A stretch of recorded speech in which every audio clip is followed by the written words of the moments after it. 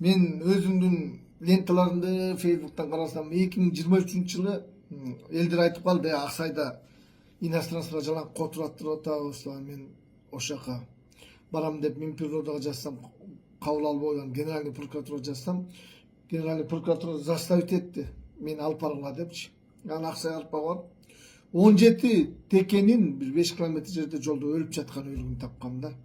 17 теке. Ошондо ин охотада жүргөн балдар айтып атты, жалаң котур аттырып атабыз деп видео, фотолорун жөнөттү да. Ошондо Минприрода аракет кылганда, ошол убакта балким 5000 теке ооруп аткандыр да.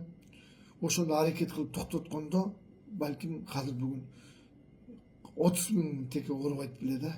Бүгүн бүт жаратылыштын баары ооруп болду. Ошондо да Мусаевдер мени алдап кеткен, кыргыз элим. Эмне үчүн биз өз жаратылышыбыздын келечеги үчүн күрөшпөйбүз?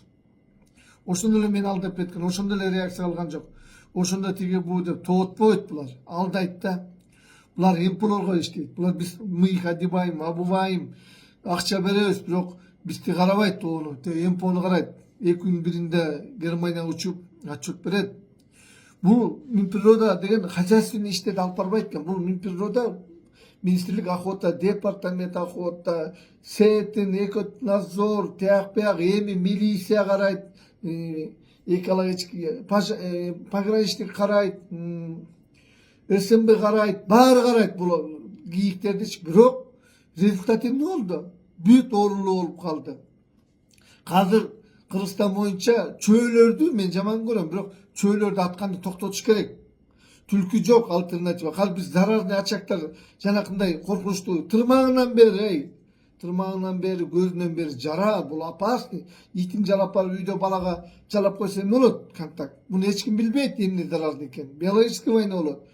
Ошону чөөлөргө ушул Мусаев менен Машиев Минприрода министри чөөгө бизди жалдыратты. Чөөгө айла жок, поклон кыла турган болуп, чөөлөр кой тиледи атпайды. Анткени чөө менен түлкүнү түгөтүп салдык да. А түлкүнүн бачкиренин баарын чөөлөр жеп салды. Эми баланстыбастан өтөткенче чөөгө жалдыраш керек. Же охотаны ачып регулировка кылыш керек да санынчы.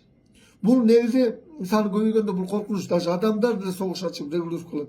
Даже охота болгондо бир коктудан качып, бир коктуга барып, кан которуп өсүп келет. Мисалы илгери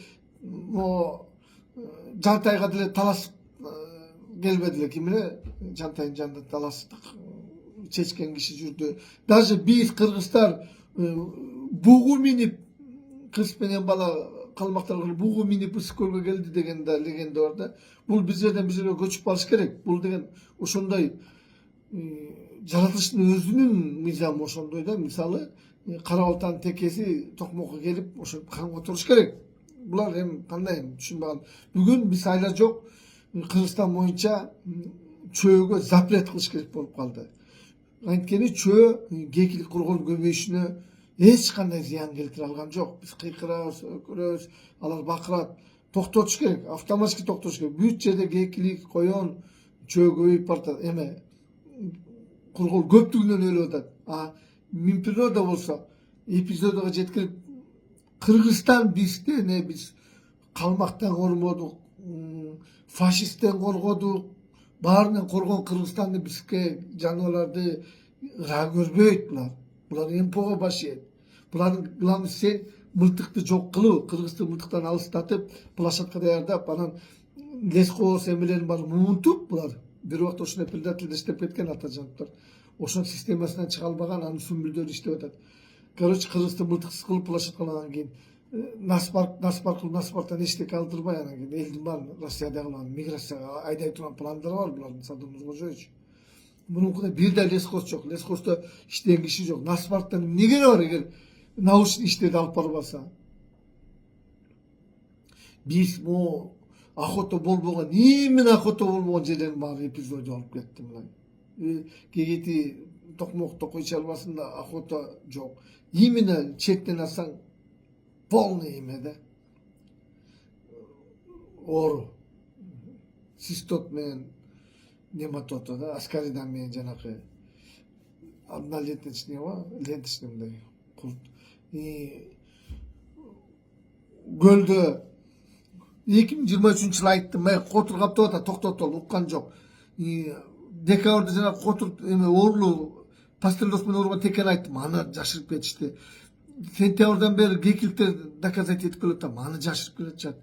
Эми кургол чыкты, кургол жашырып кетти. 3 жылдан кийин эмне болот деп мындай ойлонсоңор болот, кыргызстан 3 жылдан кийин эмне болот?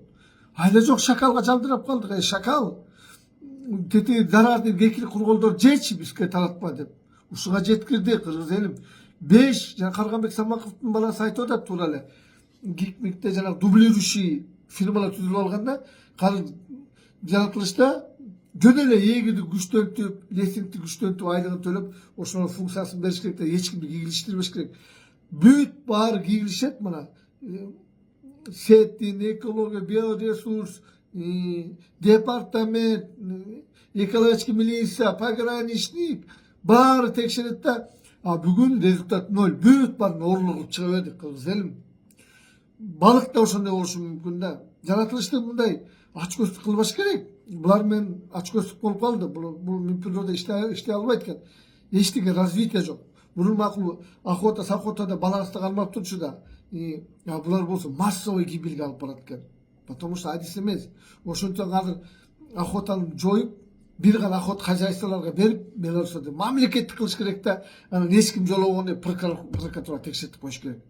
Ошондой хозяйственный иште жүрөт кыргыз элим. Жооп берген эч ким жок. Эгердин айлыгы 4 000 сом, кыргыз элим. 4,5 мың сом алат эгерлер. Обществонун эгерлери.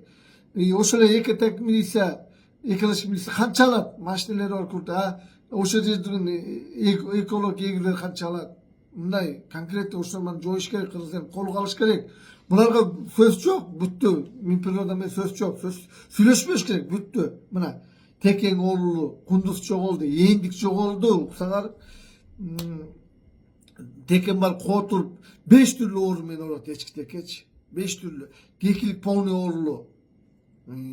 Кургол оорулуу. Эмнебизди айтабыз? Развитие жок. Эч кандай өнүктүрүү жок. Биз бул айсбергдин бир жери бизди кийирбей атат. Мен ошо жулунуп, булар кыла турган жумуштарды кылып, аябай эмгек кылып атам жаратылыш үчүнчү. Бирок булар кылбайт. Буларга жашырынып турат да. Булар МПО иштейт, кыргыз элим. Булардын сен кийинбейм иши жок. Англия учуп барып, ошолордон Германия учуп барып ошолго отчет берет. Биз буларды кийинтсек деле, биз буларга акча берсек деле, эмне кылсак деле бар МПОго кызмат кылышат да. Анын кереги жок. Бирөөнүн катынына, бирөөнүн жаныбарына бирөө күйбөйт. Кыргыз элим өзүбүз күйөлү. Мергенчилер жамааты өзүбүз эли кыргыз элим күйөлү. Кыргыз элим полный оорулуу болду мына. Бос эликтер, чолпон аталыктар эмне аларын билбей атат, Ошондон көрө чөө болсо жакшы болот эле, ошо оорулуу курголдор жесе болот. Тоодо кийиктер эмне болду? Алдап кетишет, эч кандай реакция кылбайт,